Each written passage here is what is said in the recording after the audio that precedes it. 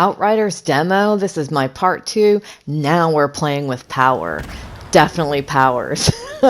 This is Mystic with Mystic Shepherd Gaming. Welcome my wolf pack and thank you for watching my video. Right now we're looking at the Pyromancer. Basically, every character that you can play, or every class, however you would like to say it, has a gun, and they have the capability of a gun, but they also have a power.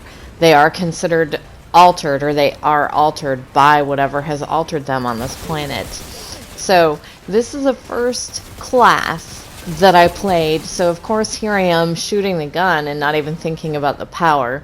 So this part is going to be maybe a little bit longer because I wanted you to see the powers, and I'm like, wait a minute, I didn't use the powers. I'm going to have to keep, recording until I use the powers, or, cutting out pieces of the clip. There we go. That's the first one you learn. And it's in a line in front of you. It's not just one person you would affect. It's like an area of effect in front of you, or a straight line effect.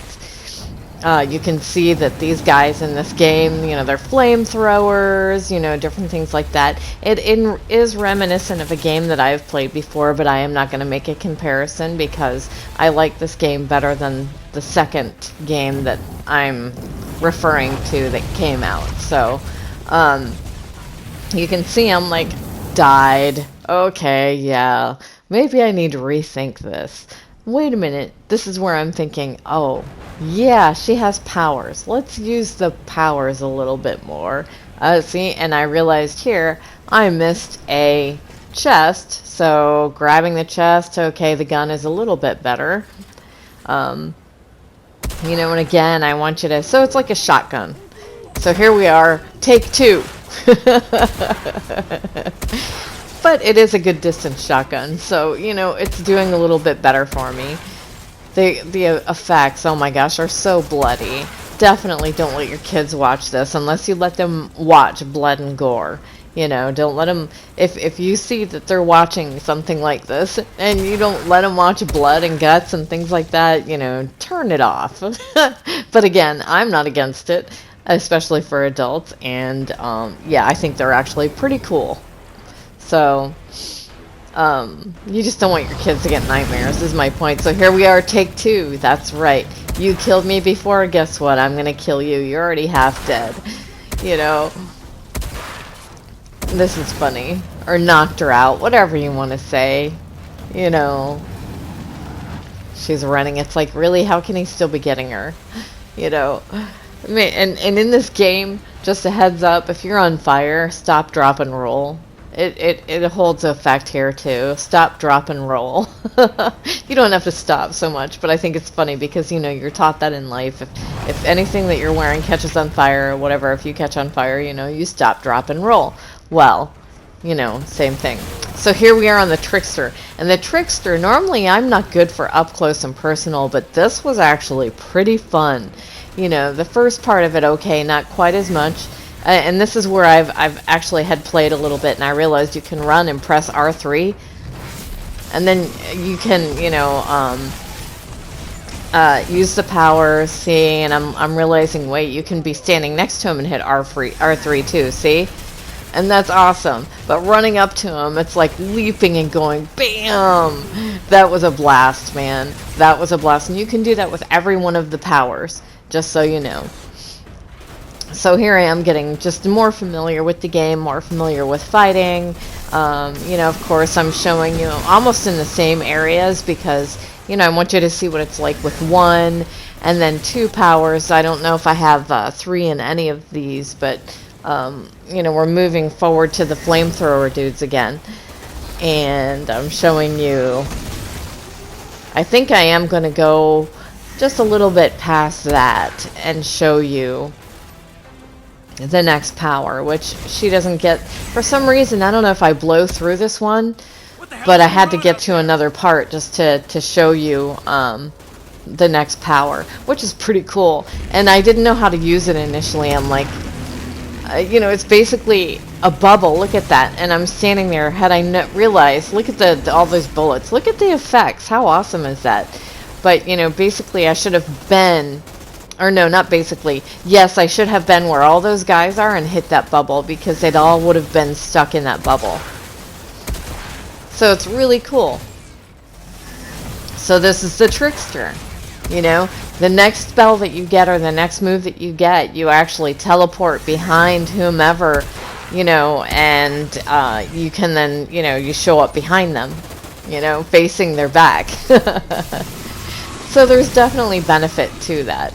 See, and you can see that first L1 move that I did much better in that particular spot that I just hit it people with it.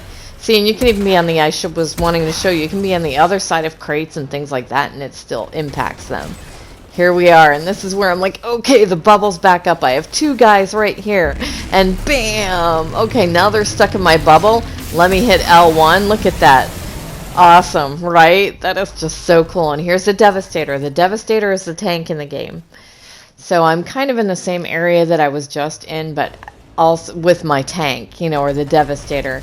You have a rock shield that you press the L1 R1 or L2 R2, whatever it is, together. L1 R1, and it's a rock shield that forms around you.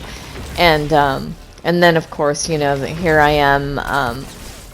You know, doing the R3, running up in R3, and then R3 next to people. That was the L1 move. It's like kind of similar to, it's, you know, straight line in front of you is the L1 move. And again, almost basically with every class that you can be, you gain health back by using your powers on the NPCs, on the bad guys. So I'm running around here showing you, you know, I don't know how to tank in this game, so of course what I was doing, because I'm just so used to getting just creamed, that I was running around and not really truly tanking, because I'm not tanking for anyone anyway. Technomancer. Here we are with the Technomancer. And I'm showing you, you just are gonna like be like, wow, the Technomancer is the furthest distance. You can throw things from a distance. I haven't, of course, obviously learned how to throw it being far enough away, but the Technomancer is your furthest away. You know, you can do everything from a distance, supposedly, but I love, look at that, bam, on the ground, you're ice, and I just like shattered you. The L1 R1 move, look at this, it's your own ice turret or mortar, whatever you want to call it. You know, how cool is that? It's lobbing ice mortars, so it's freezing the bad guys. I mean, like, how awesome is that? There's this thing here, I haven't learned how to, you know, throw that so much from a distance yet, but it basically explodes around people. Look at that one. That one shoots like fire mortars or like something like that. I'll show it again before the end of this particular little clip. And of course, you know, she is taking the most to get used to, because at this point I've played kind of up close and personal, and I'm trying to figure out, wait, I have to be at a distance with her with this one. So, and there we are. Here's the ice one again. And it's just lobbing, just ice, you know, freezing the bad guys. It's like, heck yeah, this is awesome. You know, this is definitely an awesome class, the furthest away. The Pyromancer would be the second furthest away type fighter. And then, of course, you have up close and personal, which is the Trickster. And then the Devastator, which they're supposed to be. So I hope you liked this. I hope this, you know, helps you decide that if you want to, you know, purchase this game, or at least play the demo, download the demo and play it yourself. Remember to smash that like button, ring the bell to be alerted for future videos, and hit subscribe. Thank you so much for watching, and have a wonderful day.